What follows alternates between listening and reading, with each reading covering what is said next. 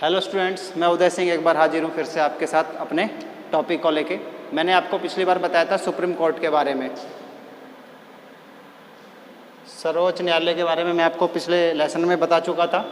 ठीक है, आज मैं आपको बताने वाला हूँ सुप्रीम कोर्ट के क्षेत्राधिकार और उसकी शक्तियों के बारे में।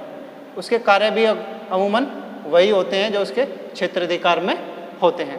तो हम उसके क्षेत्राधिकार और शक्तियों के बारे में आज हम पढ़ेंगे। सर्वोच्च न्यायालय के बारे में आपको बता चुका था, उसके बेसिक बारे में, उसके फाउंडेशन के बारे में, उसमें कितने जजेस होते हैं, उसके जो जजेस होते हैं उनके वेतन कैसे मिलते हैं, उनकी नियुक्ति कैसे होती है, उनको पद से कैसे हटाया जाता है और वो त्यागपत्र किसे देते हैं वगैरह वगैरह, ये आपको मैं बता चुका था। तो आज मैं आपको बताने वाला हूँ उनकी स्पेशली शक्तियों के बारे में। तो ठीक है, तो उनको कुछ विशेष प्रकार की शक्तियों का उल्लेख किया गया है जो उनको यहाँ पर मैंने उनको मेंशन कर दिया गया है। जैसे कि सबसे पहले उनको एक शक्ति मिली होती है प्रारंभिक क्षेत्राधिकार।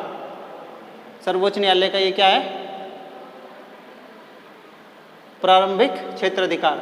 देखिए, ये वो क्षेत्राधिकार है जो किसी दूसरे न्यायालय के पास नहीं होता। यानी कि कुछ ऐसे मामले होते हैं जो सिर्फ और सिर्फ सर्वोच्च न्यायालय में ही सुने जा सकते हैं। ऐसा आर्टिकल 131 में मेंशन कर रखा है। यानी कि कुछ ऐसे मामले होते हैं जो सिर्फ सुप्रीम कोर्ट में सुने जा सकते हैं, जैसे कि केंद्र राज्यों के बीच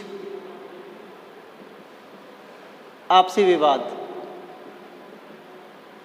ठीक है, ये कहाँ सुना जा सकता है? सिर्फ सर्वोच्च न्यायालय में ही सुना जा सकता है। इसके अलावा और कोई न्यायालय ऐसा नहीं है जहाँ पर इस विवाद को सुना जा सके। तो ये जो क्षेत्राधिकार है, प्रारंभिक क्षेत्राधिकार, इसे मौलिक क्षेत्राधिकार के नाम से भी जानते हैं। सुप्रीम कोर्ट का मौलिक क्षेत्राधिकार भी कहते हैं।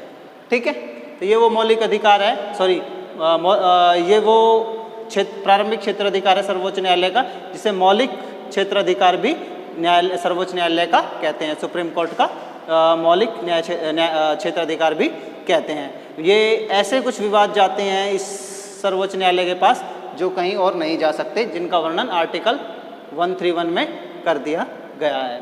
दूसरा पॉइंट है रिट संबंधी अधिकार। मैंने आपको मौलिक अधिकार पढ़ाए होंगे, नहीं पढ़ाए तो आगे पढ़ाऊंगा। उनमें ये बताऊंगा या बताया है मैंने कि हमारे पास मौलिक अधिकार हैं। संविधान ने हमें मौलिक अधिकार दिए हैं। 6 प्रकार के मौलिक अधिकार हमारे पास हैं। ठीक है, 6 में से जो 6वां मौलिक अधिकार है वह उसका नाम क्या है? 6वें मौलिक अधिकार का 6वें मौलिक अधिकार का नाम है संवैधानिक उपचारों का अधिकार। ठीक है, ये आर्टिकल 32 में है। मौलिक अधिकार मैंने आपको बताए हुए हैं, 12 से लेके 35 तक हैं। ठीक है, तो ये आर्टिकल 32 में है। आर्टिकल 32 में संवैधानिक उपचारकों का अधिकार है। इस मौलिक अधिकार में ये कहा गया है कि यदि आपके बाकी के जो 5 मौलिक अधिकार हैं उनमें से किसी भी अधिकार का हनन होता है तो आप अनुच्छेद 32 का प्रयोग करते हुए कहाँ जा सकते हैं? सुप्रीम कोर्ट जा सकते हैं। ठीक है, कहाँ जा सकते हैं? सुप्रीम कोर्ट, सर्वोच्च न्यायालय जा सकते हैं।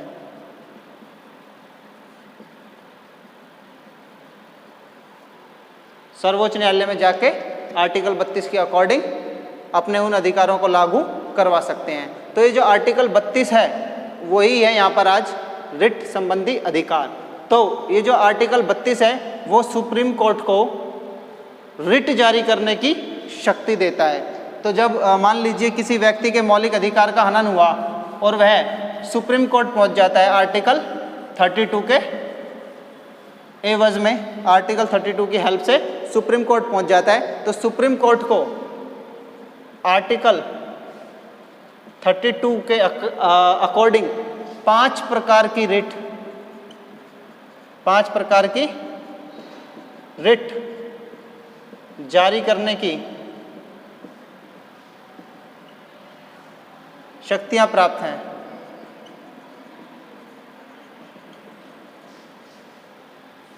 ठीक है, यानी कि 5 प्रकार के रिट जारी कर सकता है supreme court according to article 32। कौन कौन सी? नंबर 1 बंदी प्रत्यक्षीकरण, बंदी प्रत्यक्षीकरण। दूसरी रिट है परमादेश। तीसरी रिट है प्रतिषेध। चौथी रिट है आपकी उत्प्रेक्षण। और 5वीं रिट है आपकी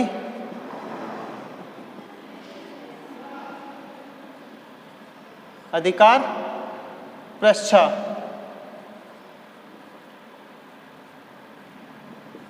अधिकार पृष्ठा, ठीक है। ये 5 प्रकार के रिटें जारी करने की शक्ति किसके पास है? सर्वोच्च न्यायालय के पास है, आर्टिकल 32 के कारण। तो यानी कि आर्टिकल 32 ये 5 प्रकार की रिटें जारी करने की शक्ति सुप्रीम कोर्ट को दे देता है, ठीक है। नेक्स्ट है आपका अपीलीय क्षेत्राधिकार। अपीलीय क्षेत्राधिकार से ये मतलब है कि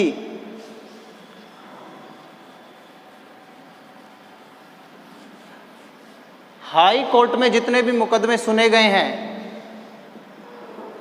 हाई कोर्ट में जितने भी मुकदमे सुने गए हैं, उन सब के ऊपर अपील लेने का अधिकार कहाँ पे है?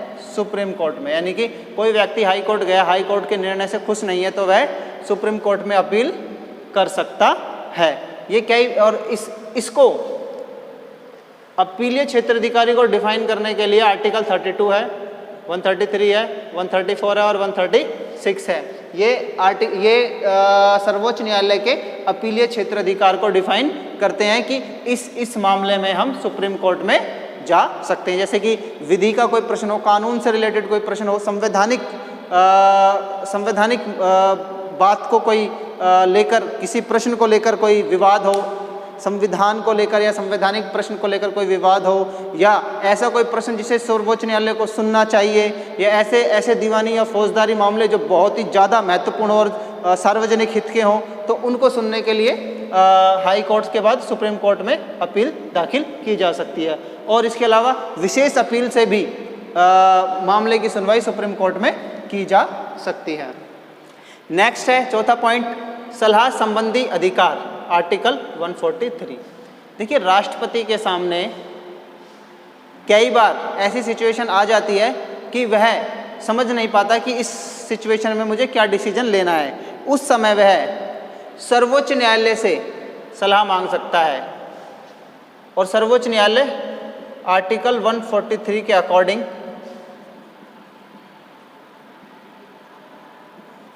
राष्ट्रपति को सलाह मांगने पर सलाह दे सकता है। दे सकता है, ध्यान रखना, दे सकता है, लेकिन यह देने के लिए बाध्य नहीं है।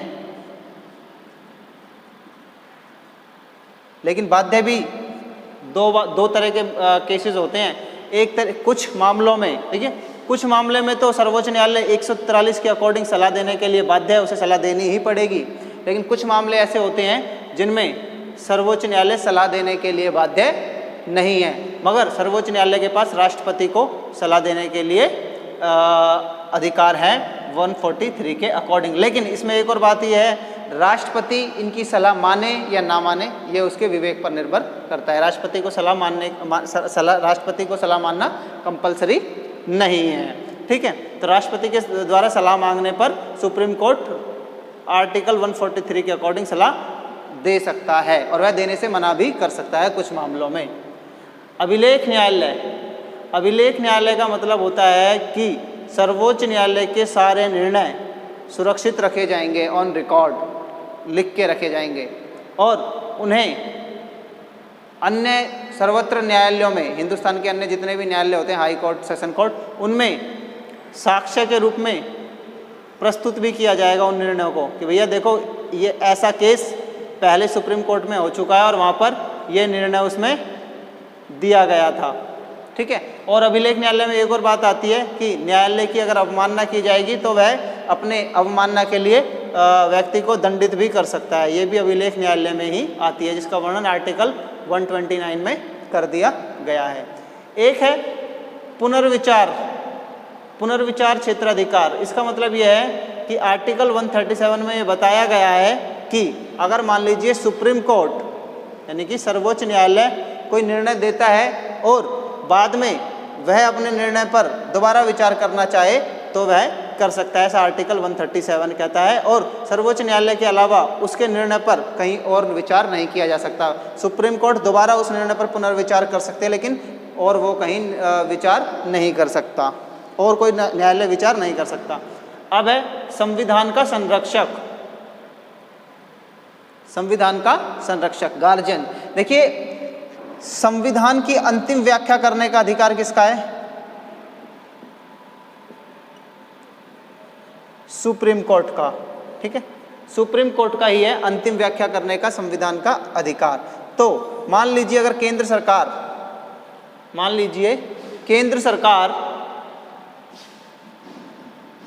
सरकार राज्य सरकार की शक्तियों को छीनने की कोशिश करती है, तब उसके लिए केंद्र सरकार कोई कानून बनाती है, तो उस कानून को सर्वोच्च न्यायालय चेकआउट करेगा। और जब इस कानून को वह चेकआउट करेगा तो वह अपनी किस पावर का इस्तेमाल करेगा? न्यायिक पुनरावलोकन। ठीक है, किस पावर का इस्तेमाल करेगा? न्यायिक पुनरावलोकन।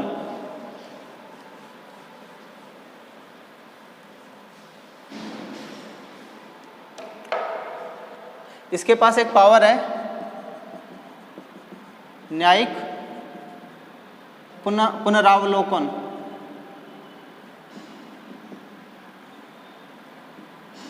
इसमें होता क्या है, मान लीजिए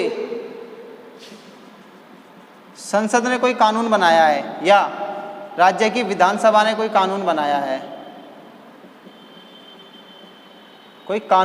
है, या राष्ट्रपति ने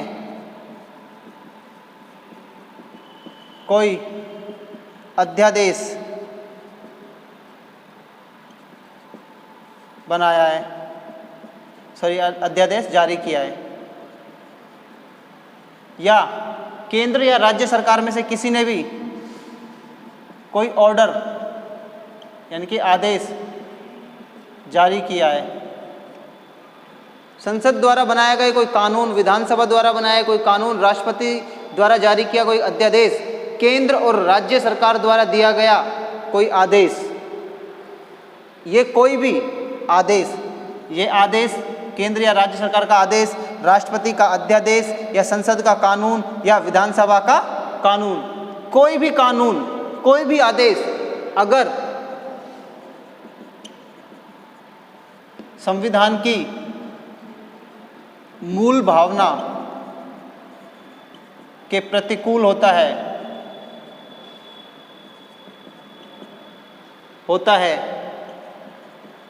तो न्यायपालिका यानी कि सर्वोच्च न्यायालय उस निर्णय को, उस कानून को, उस अध्यादेश को और उस आदेश को क्या कर सकती है?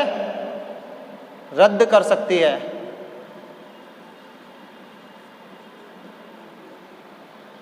ठीक है, उस कानून को रद्द कर सकती है। और वो कैसे कर सकती है? न्यायिक पुनरावलोकन की शक्ति के आधार पर। क्यों? क्योंकि संविधान का संरक्षक किसे बनाया गया है? सर्वोच्च न्यायालय को। तो सर्वोच्च न्यायालय को ये शक्ति दी गई है आर्टिकल 137 में। आर्टिकल 137 में स्पष्ट रूप से यह शक्ति दी गई है कि यदि केंद्र सरकार, राज्य सरकार, राष्ट्रपति या अन्य कोई विधायिका या संसद ऐसा कोई कानून बनाती है, ऐसा कोई आदेश जारी करती है जिससे संविधान की मूल भावना के प्रतिकूल कोई आदेश देती है या कोई संविधान की मूल भावना नष्ट होती है, तो सर्वोच्च न्यायालय उस दिए गए कानून की, उस दिए गए आदेश की क्या करता है? पुनरावलोकन करता है, उसको दोबारा से रिव्यू करता है, उसको देखता है कि ये किस तरीके से बनाया है और कैसे कैसे बनाया है, और इससे संविधान के मौलिक अधिकार वगैरह जैसे किसी चीज़ का हनन तो नहीं होता, अगर होता है तो उसे तुरंत रद्द कर सकती है। ये पावर किसके पास है? सर्वोच्च न्यायालय के पास है। इसे ही कहते हैं सर्वोच्च न्यायालय की न्यायिक पुनरावलोकन की शक्ति। देखिए एक शब्द और है, कौन सा? न्यायिक सक्रियता, जुडिशली एक्टिविटिज्म जिसे कहते हैं। क्या कहते हैं? जुडिशियल एक्टिविटिज्म, न्यायिक सक्रियता। देखिए अब टॉपिक खत्म होने वाला है तो मैं वो भी आपको समझा ही देता हूँ। न्यायिक सक्रियता वो भी सुन लीजिए, क्योंकि मैंने इसमें आपको न्यायिक पुनरावलोकन समझा दिया है, तो अब न्यायिक सक्रियता भी सुन लीजिए। न्यायिक सक्रियता, ठीक है, जिसे हम कहते हैं इंग्लिश में जुडिशियल एक्टिविटिज्म। इसमें होता क्या है? न्यायिक सक्रियता में होता क्या है? देखिए कई बार कुछ गरीब तबके के लोग या एक सक्षम लोग अपने अधिकारों के हनन होने पर सुप्रीम कोर्ट, हाई कोर्ट या न्यायालय नहीं जा सकते। न्यायालय वो लोग नहीं जा पाते। क्यों? क्योंकि अपनी असमर्थता के कारण। उस स्थिति में न्यायालय क्या करता है? सर्वोच्च न्यायालय, हाई कोर्ट क्या करता है? स्वतः संज्ञान लेता है। स्वतः संज्ञान लेता है। स्वतः संज्ञान कैसे? मतलब स्वतः संज्ञान को कहते हैं सुमोटो, इंग्लिश में कहते हैं सुमोटो। और ये स्वतः संज्ञान कैसे लेता है? जैसे अखबार में कोई खबर छपी है या टेलीविज़न पे कोई रिपोर्ट की गई है, या अन्य किसी माध्यम से, या किसी ने सुप्रीम कोर्ट को लेटर भेज दिया, लेटर भेज के कुछ बात बताई है, ठीक है, अन्य किसी भी माध्यम से अगर सुप्रीम कोर्ट को या हाई कोर्ट को या न्यायालय को कोई बात पता चलती है कि फलानी जगह पे ऐसा कोई अमानवीय हरकत हुई है या ऐसी गलत बात हुई है, गैरकानूनी बात हुई है, और उसके खिलाफ किसी ने कंप्लेंट दाखिल नहीं करी है, किसी ने अपील नहीं की है, या किसी ने क्या नाम है, किसी ने अर्जी दाखिल नहीं की है, तो भी सर्वोच्च न्यायालय उस पर संज्ञान ले सकता है, उस मैटर पर, जिसे कहेंगे क्या? स्वतः संज्ञान लेना। ये क्या है? सुमोटो कहलाता है। सुप्रीम कोर्ट का, हाई कोर्ट का ये जो पावर है, ये सुमोटो पावर कहलाती है। न्यायालय की सुमोटो पावर कहलाती है। इसे न्यायिक सक्रियता कहते हैं। एक तो ये होगा स्वतः संज्ञान लेना, जैसे कि अभी लिया था प्रशांत भूषण ने सुप्रीम कोर्ट के चीफ जस्टिस बोबड़े के ऊपर, श्री बोबड़े के ऊपर एक कमेंट कर दिया था।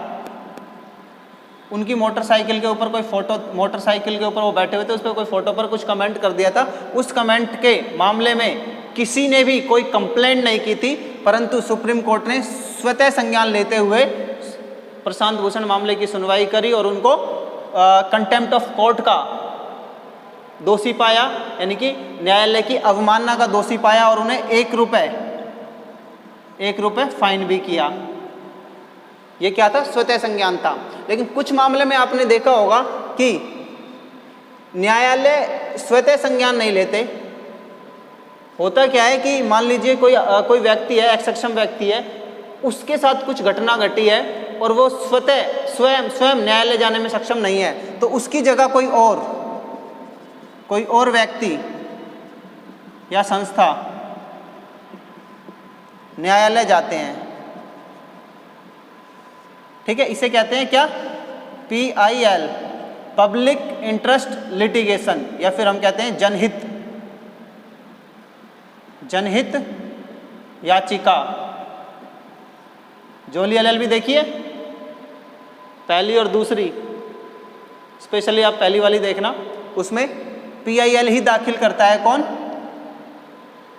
जो इस फिल्म का जो हीरो होता है, वकील, क्या नाम है उसका? अरशद वारसी। वो PIL दाखिल करता है उस गरीब की तरफ से जो कुचल जाते हैं गाड़ी से, ठीक है। तो वो PIL दाखिल करने वाला जो वकील होता है, उसका मरने वाले, कुचलने वालों से कोई संबंध नहीं होता, वो सिर्फ एक अदर पर्सन होता है। लेकिन इस न्यायिक सक्रियता से पहले अमूमन ये मान्यता थी कि न्याय वही मांगेगा जिसके साथ अन्याय हुआ है, यानी कि जिसके अधिकारों का हनन हुआ है वही न्यायालय जा सकता है। लेकिन इस बात ने, जुडिशरी न्यायिक सक्रियतावाद ने यह तय कर दिया कि PIL के माध्यम से कोई अन्य व्यक्ति भी किसी और के लिए न्याय मांग सकता है। जैसे कि जोली LLB मूवी में अरशद वारसी मांगते हैं, जोली LLB 2 में अक्षय कुमार मांगते हैं किसी और के लिए, जिनका उन बंदे से कोई मतलब भी नहीं होता। देखो वकील तो थे और वकील तो उसमें भी लड़ते हैं केस, लेकिन वहाँ पर क्या है, उस वकालतनामे पर वो साइन करते हैं कि मेरी तरफ से ये वकील होगा। लेकिन जब PIL दाखिल की जाती है तब उस व्यक्ति से परमिशन लेने की आवश्यकता नहीं होती जिस व्यक्ति के साथ कोई घटना घटित हुई है।